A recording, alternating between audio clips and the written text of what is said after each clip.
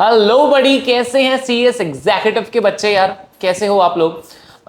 बहुत सारे मैसेजेस आ रहे थे कि सर आने वाले 45 डेज 50 डेज को कैसे प्लान आउट करें, तो उसके रिगार्डिंग ये वीडियो है। देखो, बहुत सारे ऐसे बच्चे होते हैं जो एग्जाम हॉल में जाते हैं और कुछ ने साल भर पढ़ा होता है, और कई लोग होते हैं जो एंड एंड के 2 महीना 3 महीना या जैसे 50 दिन बचे हुए हैं उसमें बहुत अच्छी मेहनत करते हैं, और सब लोग कहते हैं कि इतने दिन में नहीं हो पाएगा, लेकिन कोई बच्चा कर दिखाता है।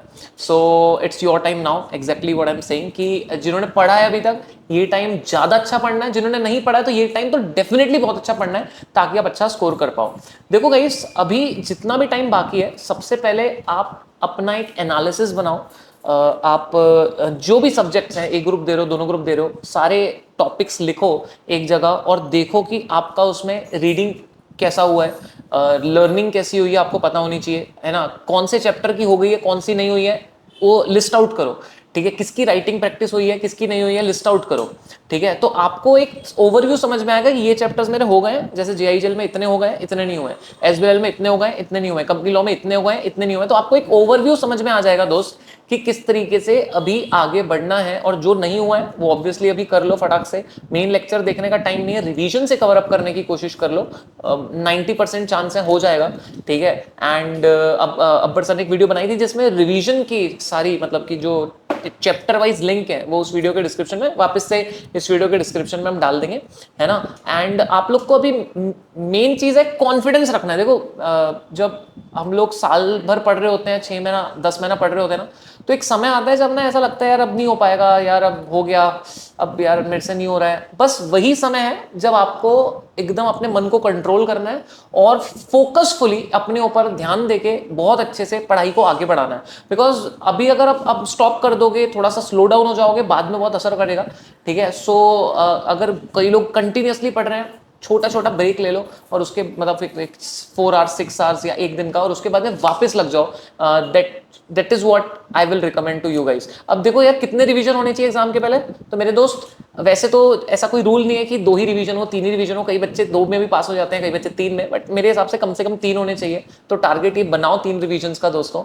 एंड जो बड़े बड़े थ्योरी है उसको कैसे लर्न करें, तो पॉइंटर्स बनाओ, समरी नोट्स, मेन नोट्स, या जहां पे भी आपके नोट्स होंगे वहां से पॉइंटर्स बना के लर्निंग करने की डेफिनेटली कोशिश कर सकते हो आप। और पढ़ना पूरा है, लेकिन हाँ, लर्निंग के लिए पॉइंटर्स बना के आप लर्निंग कर सकते हो। राइटिंग प्रैक्टिस जिनकी भी नहीं हुई है जरूर होनी चाहिए। जिन्होंने टेस्ट सीरीज नहीं दी है, जरूर टेस्ट सीरीज होनी चाहिए, जरूर होनी चाहिए। जिन्होंने टेस्ट सीरीज नहीं दी है जरूर लगाओ टेस्ट सीरीज गाइस। किसी कोई कह रहा है कि मेरे पास पैसे नहीं, मैं नहीं लगा सकता, एटलीस्ट पास्ट ईयर पेपर खुद सोल्व करो और गाइडलाइन आंसर से कंपेयर कर लो कहां पे गलती हो रही है, तो वहां से भी आपको बहुत अच्छी क्लैरिटी आ जाएगी। Anyway, we will be taking past year sessions for you guys, तो आपको बहुत अच्छी क्लैरिटी उसमें मिली जाएगी, तो आप टेंशन मत लो।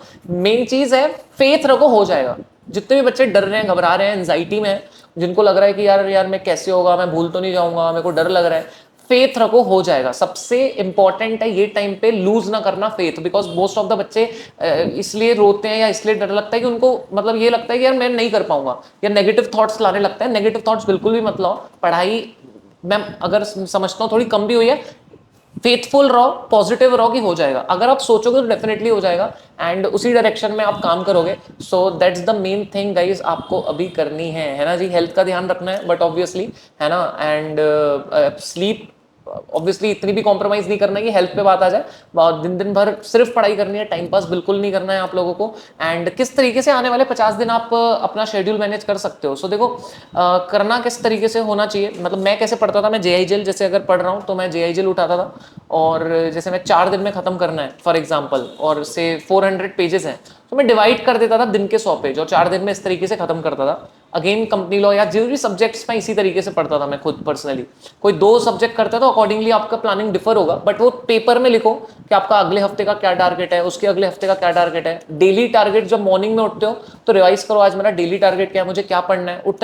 उठने समय पहले ये सोच लो, तो आपको क्या है, दिमाग में एक क्लैरिटी आ जाएगी, दिन भर का प्लान रेडी हो जाएगा कि हाँ ये करना है। ठीक है, तो पूरे चांसेस हैं भाई कि आप कर ही लोगे, 100% करोगे। बस बात ऐसी है कि आप होप मत लूज करो, है ना? बिल्कुल भी निराश मत हो जाओ। आप एकदम एकदम एकदम बेस्ट तरीके से अपना दिन मेंटेन करो, अपनी प्लानिंग बनाओ और उसको एग्जीक्यूट करो, definitely you are capable to do it, you are capable to do it. आप बिल्कुल भी विश्वास मत खोना।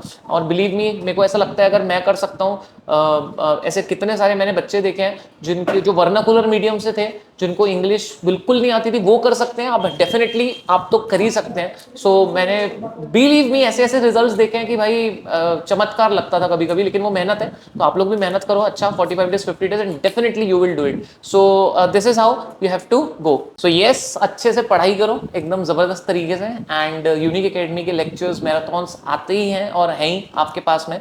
कोई भी रिवीजन करना है आपको तो इट्स देयर, सो डेफिनेटली आप वहां से चेक कर सकते हो किसी भी चैप्टर का, और अच्छे से पढ़ाई करो बस। And we are with you all, है ना। कुछ भी हो एंड कुछ भी लगा डेफिनेटली आप मैसेज करो। सो ऑल द बेस्ट, सब अच्छा ही होगा।